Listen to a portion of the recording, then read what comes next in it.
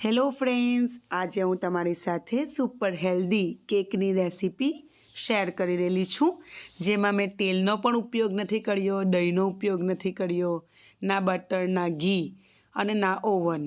તો પણ એકદમ સરસ સોફ્ટ એવો કેક ખૂબ જ ઓછી વસ્તુમાંથી ઘરે જ બનીને તૈયાર થશે.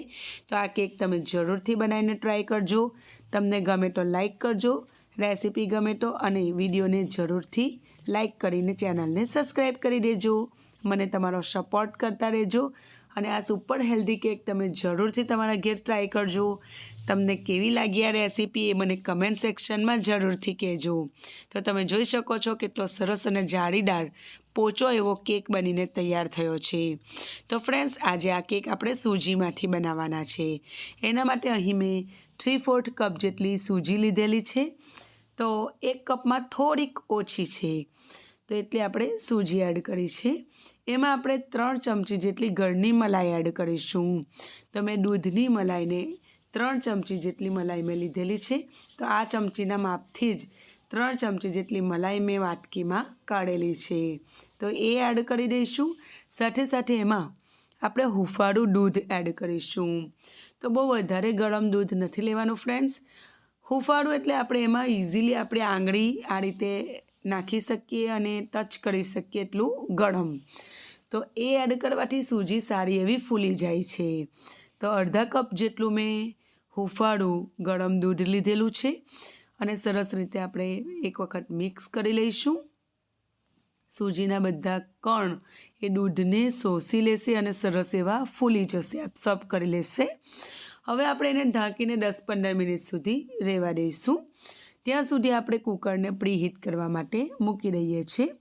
તો અહીં મેં એક કુકર લીધેલું છે. તો એની અંદર જે રિંગ હોય છે તે રિંગ અને જે સીટી હોય છે જેનાથી વિસલ આવતું હોય છે એ બંને વસ્તુ કાઢી લેવાની છે અને મીડિયમ ફ્લેમ પર આપણે કુકરને પ્રીહીટ કરવા માટે મૂકી દેવાનું છે આ પોઈન્ટ પર. ત્યાં સુધી આપણું બેટર પણ ફૂલી જાય અને ત્યાં સુધી આપણે ડ્રાયફ્રૂટ અથવા ગાર્નિશિંગની કોઈ વસ્તુ હોય તો એને ચોપ કરીને રેડી કરી શકીએ છીએ. બીજી બાજુ જે મિશ્રણ આપણે 15 મિનિટ સુધી સોજી, દૂધ અને મલાઈનું મિશ્રણ મૂકેલું એને મેં મિક્સર જારમાં ટ્રાન્સફર કરી લીધેલું છે અને હવે એમાં હું ગોળ એડ કરું છું. તો અડધા કપ જેટલો મેં ગોળ એડ કરું છું. એની જગ્યા પર તમે ખાંડનો પણ ઉપયોગ કરી શકો છો, અડધા કપ જેટલી.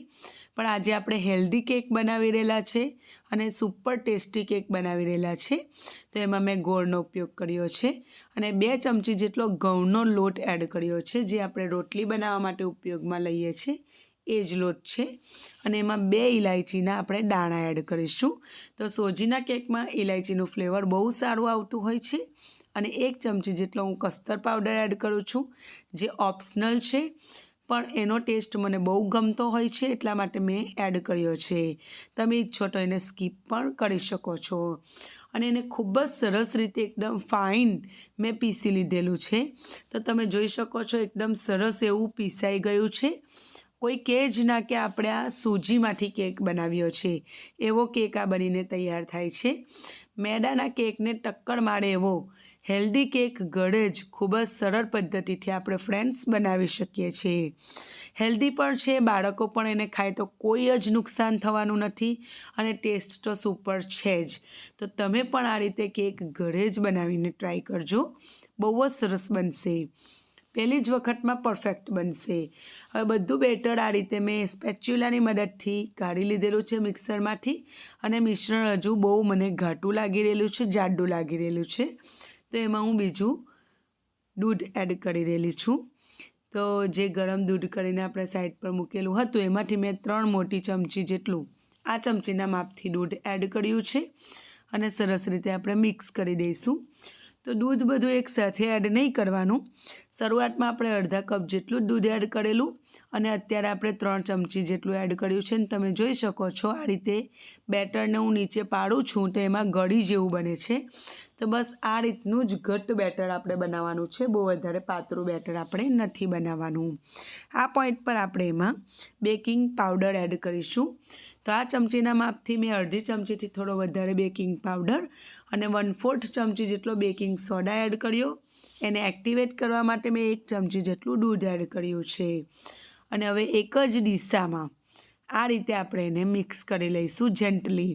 એકદમ ફેંટવાનું નથી બહુ ફાસ્ટ, એકદમ જેન્ટલ આપણે એને આ રીતે એક જ દિશામાં ફેંટવાનું.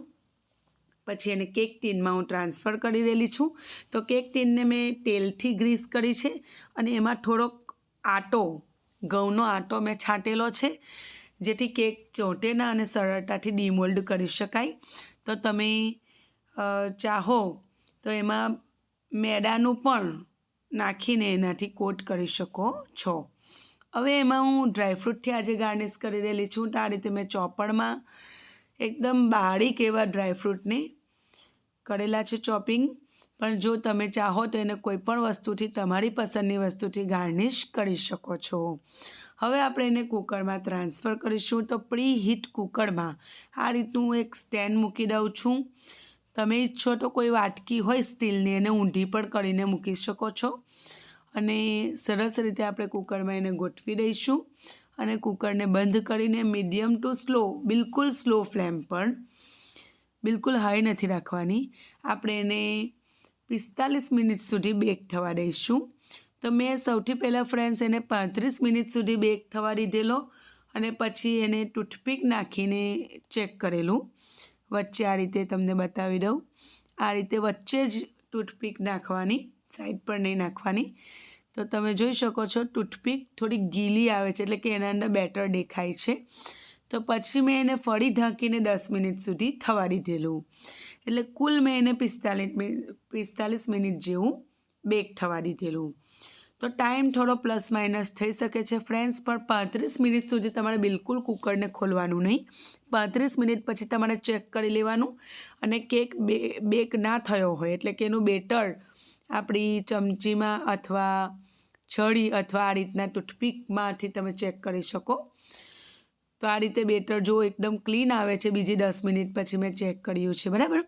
તો ટોટલ 45 મિનિટ લાગી છે કેકને બનતા. તો આ રીતે મેં એને બહાર કાઢી લીધેલો છે અને હવે એને પૂરેપૂરો હું ઠંડો થવા દઈશ. તો મેં કલાક જેવું એને સરસ ઠંડો થવા દીધો અને પછી તમને ડીમોલ્ડ કરીને બતાવું છું. એની જે સાઈઝ છે તે એની આપોઆપ જ છૂટી પડી ગઈ છે. અને હવે આપણે એને આ રીતે ડીમોલ્ડ કરી લઈશું. તો જુઓ, બહુ જ સરસ આપણો કેક બન્યો છે. તમે જોઈ શકો છો એકદમ પરફેક્ટ એવો બેક થયો છે. અને આગળથી હું તમને બતાવું તો કેટલો સરસ લાગે છે. જુઓ, ડ્રાયફ્રૂટથી ગાર્નિશ કરેલો છે અને એની સાઈડ પણ બહુ સરસ એવી બેક થઈ ગઈ છે. તો હવે આપણે એને કટ લગાવીશું અને હું તમને બતાવું છું કે કેટલો સરસ રૂ જેવો પોચો આપણો કેક બન્યો છે. તો આ રીતની ડાટાવાળી છરીથી હું કેક કાપી રહેલી છું, જેથી એના કટ બહુ જ સરસ થતા હોય છે. અને જુઓ કેટલો સરસ અને જાળીદાર એવો આપણો કેક બન્યો છે. તો ફ્રેન્ડ્સ, આપણે એમાં એક પણ ચમચી તેલનો પણ ઉપયોગ નથી કર્યો, દહીંનો ઉપયોગ નથી કર્યો, મેદાનો ઉપયોગ નથી કર્યો, ઇવન આપણે એમાં ખાંડનો ઉપયોગ પણ નથી કર્યો. એની જગ્યાએ ગોળનો ઉપયોગ કરેલો છે. અને ગાર્નિશિંગ માટે પણ આપણે ડ્રાયફ્રૂટનો ઉપયોગ કર્યો છે. એટલે સુપર હેલ્ધી એવો કેક આપણો બનીને તૈયાર થયો છે. અને હું કટિંગ કરી રહેલી છું, એના ઉપરથી તમને આઈડિયા પણ આવતો હશે કે કેટલો સોફ્ટ અને જાળીદાર એવો કેક બનીને તૈયાર થયો છે. તો આ કેક તમે ચોક્કસ બનાવજો. 100% તમને બહુ જ પસંદ આવશે. તમે બાળકોને ટિફિનમાં પણ, નાસ્તામાં પણ આ કેક આપી શકો છો. હેલ્ધી છે, એમને બિલકુલ નુકસાન નહીં કરે અને બાળકો પણ બહુ જ શોખથી ખાશે. અને ખાવાવાળા કોઈ માને પણ નહીં કે આ કેક આપણે ગોળ અને સૂજીમાંથી બનાવીને તૈયાર કર્યો છે. તો ફ્રેન્ડ્સ, આ કેક તો બનાવવાનું બને છે યાર, તમે પણ ચોક્કસ બનાવજો. તો જુઓ, હું તમને એનો પીસ કાઢીને બતાવું છું. તો બિલકુલ બજારમાં જે રીતે કેક બનતો હોય છે ને અને મળતો હોય છે ને, એવો અથવા એથી પણ વધારે સારો કેક ઘરે જ બનીને તૈયાર થઈ જાય છે. તો ફ્રેન્ડ્સ, હેલ્ધી કેક જરૂરથી બનાવજો. રેસીપી ગમી હોય તો લાઈક કરી દેજો. ચેનલને સબસ્ક્રાઈબ ના કરી હોય તો ચોક્કસ સબસ્ક્રાઈબ કરી દેજો. ફરી મળીશું, ત્યાં સુધી આવજો.